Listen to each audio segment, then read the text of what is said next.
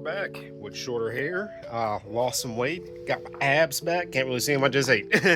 But how you guys doing? I know it's been a while. What do you call it? Absence has not been without cause. And that cause being number one, the S2000. Man, this thing, here it is right here. It runs. You know, new headlights, got a front lip on the car, you know, looking good. Got some tires for it and stuff. But right now I'm doing suspension work. At the moment, I'm just polyurethaning all the suspension bushings. I have coilovers for it. We'll get to that when I'm done with what I'm doing today. So today, we're gonna be working on the Integra. And not in the way you think. We are pulling the motor. Nope, it's not blown. It still runs. It withstood almost 30 pounds of boost back to back to back, hot lapping it at IFO a couple weeks ago. I'll post some videos up of that at the end. A K24 over there that's going in it. And we're going to be putting probably a 5-speed EP3 transmission on. But beyond that, I have sold to swap out this car. So it's got to come out, and I don't have a lot of time during the week because of work and then like martial arts and, you know, stuff like that, and then my kids' schedule with sports. So I'm trying to knock this out like that, and there's not going to be a whole lot of commentary on this. It's just going to be me getting back into filming.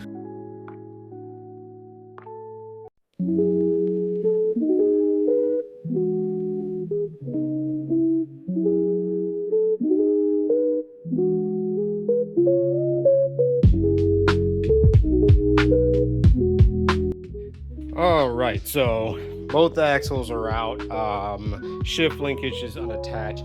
Anything outside of motor mounts that attaches this thing to the body is done. I have mastered the art of getting the bitch pin out, the roll pin that holds the linkage to the transmission. But the one thing that fought me the hardest out of anything in the bottom, surprisingly, actually unsurprisingly, was the lower ball joint on the passenger side, and it always fights me. I don't know why, because it gets torqued the same as the one on the driver's side. The driver's side always comes out. You know, don't have to beat on it too much. Passenger side, I had to get the pickle fork out to do it. I have a ball joint separator, but the boot's already busted, so I said, screw it. I got some new ball joints for it, but that's later down the line.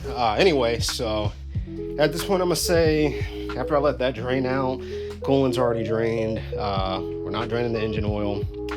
Probably be about I'm gonna say hour, 10 minutes, you know, all said and done.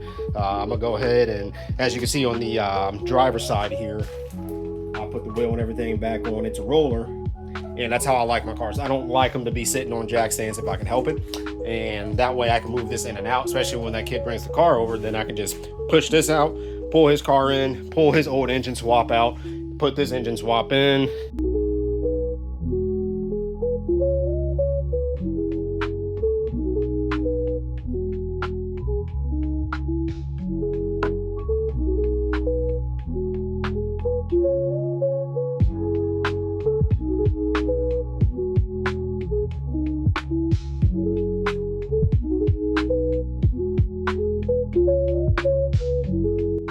That's all she wrote right there. Bad boy's out. Time lapse said that was just under 30 minutes on that last one, so I actually was right on point. Hour, 10 minutes. No reason being, since I've had this thing out 1,002 times. This is nothing new to me, but this is the last time. It's the last time, at least with a B series. Oh man. Well, now that that's done, we can discuss some further things that's going to happen to the old Integra. Okay, so since obviously the B series is out and we're going K series, I've decided that I don't drive this car enough, like at all, really. And the reason being is because it kind of sucks to drive. Like daily driving it, if you're not beating the crap out of it, then there's kind of no point of driving it. And I am kind of tired of doing that. So we are going to put the interior back in the car. I'm going to source out a heater core, put that back in the car. We're going full interior, exhaust coming out the back. I might still leave the rear bumper off just because it's kind of like, at least locally, it's kind of like, yeah, the Integra that doesn't have a rear bumper. Everybody knows who they're talking about. They say the Integra, the gray Integra without the rear bumper. They know the car. They know what's up. So I think I might keep it off. I also just kind of like the aesthetic. It's kind of ricery. You could blame Forza 3 for that. Shout out to the Evo that was in the cutscene, like in the beginning of Forza 3. Y'all, if y'all have ever played that game, you know the Evo I'm talking about. Big old splitter out the back, no back bumper. That thing's baller. But anyway, we'll go back to how I wanted the car to be to begin with. It's still going to be under boost. We're not. Come on. This is MASH. This is purpose built over here. We like turbos. It's 4-cylinder car. I ain't dumping a bunch of money into an NA build. No offense to you NA guys, but y'all got deep motherfucking pockets to be spending that amount of money to just be running tents. So yeah, we're still gonna boost it. I don't think I'll put AC back in this car just because it's a hassle to do, unless I do like an all electric setup under the dash style, which I've thought about because it's probably what the S2000 is going to end up getting. Reason being is because I feel like this is like the perfect car to do something like that on, because the cabin in the S2000 is really small. So as long as the top's up, that AC should keep it relatively cool. Depending on how it works in that, the Integra might get it. Like I said, I just want all my cars to be enjoyable. I'm hitting that point in my life. I'm almost 30 years old now. Do I like brute speed? Yes. But we are now living in 2025 when you can have brute speed and still maintain daily driving ability. I've been playing in like the 2010s era with this Integra. And that's just because that's when I came up, you know, and that's when I really got like super into cars. And I think it's just time to, I want to be able to say I can gap in comfort. That's what it's coming down to. Get down here with the K24 that's currently holding the tires for the S2000. Okay, so the K24, what I'm planning on doing is, because I want to be able to rev it, and I want to, you know, it's still a Honda, and I'm still a Honda guy at the end of the day. Red line's just kind of part of owning a Honda. What's going to happen is I'm just going to put rods in it, and I don't know if the aftermarket rods I'm looking at will support the factory pistons in terms of like sizing of the small end, if I can actually get them on there. I'll have to look farther into it, but if they do, then I'm just going to run the stock cast piston. I am going to head stud it, Amazon head studs, of course.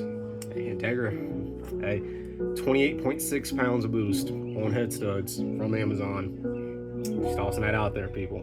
I ain't saying don't buy ARP, but there's other options. And I'm locking VTEC. I am a locked VTEC fanatic. This is going to sound dumb, but the reason I do it is because I'm lazy when it comes to tuning my own vehicles. Locked VTEC means one map. So locked VTEC, K24, A2.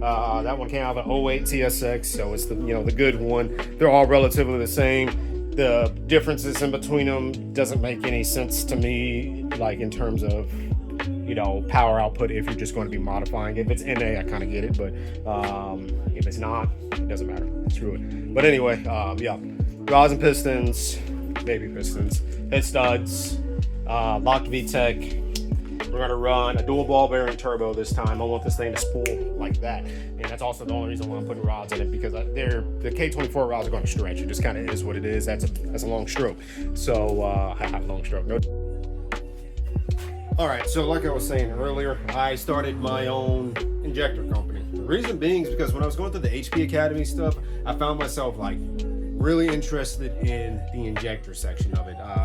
Reason being is because like out of everything that's you use to make power, it seems that your limiting factor, if done correctly, will only really be how much your injectors can push. And these are the PB1000s, purpose-built 1000s, Bosch body, Bosch part number. I'm not going to lie to you. I believe in transparency. The body of these things do come from China. However, I actually built these in my basement in my house. So these do come at dead times. I flow every single injector. There's never going to be an injector that does not get put into my flow bench after it's assembled. Why? Because I want to make sure it works. I'm not going to do some crappy. I know there's a lot of people out there, and this isn't me trying to shame anyone or throw shade at any companies and whatnot, because I'm the first one to admit that I do cheap out on parts quite a bit. The engine that just came out of the Integra actually has Hunter Tune 1500s in it, and they've been fantastic. I believe in transparency. So the reason I'm doing this is because I've noticed there's been a huge shift in the automotive industry lately. There's the, if you're not making, 800, 1,000 horsepower, then what are you doing shift? Which is bullshit. Reason being is because blue collar people like me, and I'm assuming like some of you guys are watching, and like the younger generation who don't have an actual career or a job that brings them steady money throughout the year, they're probably still going through school or something. They need to be able to, at the very least, on a budget, be able to, afford car parts. And that's where I'm going with it. I want to make all my car parts affordable while making sure that they are the best quality that I could possibly supply with the materials I have. Obviously, you can go with, you know, big name brands like Injector Dynamic and, you know, Fuel Injector Clinic, stuff like them, which those guys, amazing. They have all the R&D in the world into their injectors, and they're still pushing the limits and developing every single day. I'll never knock people for wanting to go with a big brand like that at all. Do it. If you have the means to do it, absolutely do it. You know, some people follow the buy once, cry once. Well, I can tell you something. I got some ID 1050s over here that don't flow as much as my 1000s do. Now, I bought these actually out of a junkyard car, believe it or not. I had them cleaned, and well, I guess I had them cleaned. I don't know. I sent them to a friend of mine, and he said he cleaned them and whatnot. But when I put them in my injector machine, they weren't flowing evenly. So I ran them through my cleaning process, smacked them back in, and they were flowing fine. However, I will say, both of these being essentially the same injector, this one slightly pushes a little bit more an hour than what this one does. This one, on my bench at least, same fluid and everything. This one outflows this one. I've done the math. These are 1,000. I think these are flowing a little less than that. I don't know how old they are, though that can go into it as well. What they've been through. They came out of a Turbo Civic out the junkyard. But all I'm saying is, if you want a quality part for a fraction of the cost, there are plenty of options out there to go through. I would say as long as you're getting it from somebody who actually has a name behind them and actually is 10 toes down on their product, then you're good. I would never sell anything that I wouldn't personally run. I run these, and I'm going to continue running them because they work. I know what goes into them, and I'm going to continue doing it because this is fun. And I know how much everything costs, at least my cost for my materials and everything, to put these together and to, you know, do what I do. And I can promise you, I'm the cheapest one. Why? Because all these other companies out here who are offering the same style of injector, hell, I think Blocks is even offering a cheaper injector now. And I'm just like, wow, FCP Hero, all these guys, they're all getting it from the same company. I don't care what they tell you, they're outsourcing. It's coming from China, and that's what you're getting. I just took it a step farther and decided that I actually wanted to make sure that my quality control would be perfect. Not perfect, but perfect. So, that's why I opted out to make sure I know what's going on inside these injectors, and they work. And I'm going to continue running them. And unlike everybody else out there, I'm not going to price gouge you guys. I sell the, what are these? The 1000s. I sell a set of 4 1000s for 180 bucks, and for the 1500s, I sell those for $220 for a set of 4. All said and done, I mean, and also warranty them and lifetime, not just yeah until warranty's gone. Lifetime servicing at half price. I service injectors locally for $10 an injector. These get serviced for $5 an injector. I haven't had any come back for service yet, but also I just started doing this a few months ago. So I got to at least wait a year before some guy has a car that had E85 and it's sitting for a while. And be like, hey, my injectors are clogged. All right, bring them back. I want to see how they're performing, and I'm going to clean them, and then I'm going to put them against a new batch that I just put together. And I guarantee they'll probably still flow exactly the same after my cleaning process. So I'm standing 10 toes down on my product.